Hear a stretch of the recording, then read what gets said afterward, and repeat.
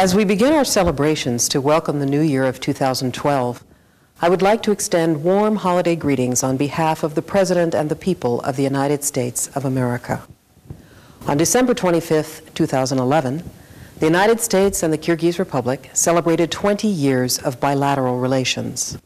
It is my great honor to serve as the ambassador of the United States of America to the Kyrgyz Republic at this historic time. Together, I hope that we can look forward to many more years of friendship and cooperation. As 2011 draws to a close, we can celebrate many accomplishments, but especially the peaceful transfer of power between presidents here in the Kyrgyz Republic.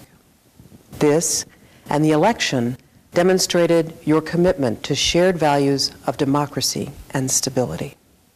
It is a tremendous accomplishment, and the United States remains supportive of your efforts to improve governance and respect for the rights of all citizens of the Kyrgyz Republic. Across America, families are making preparations for celebrations to welcome the new year, just as I have seen here in the Kyrgyz Republic. We will wish each other health and happiness, and will be reminded of the values that unite us.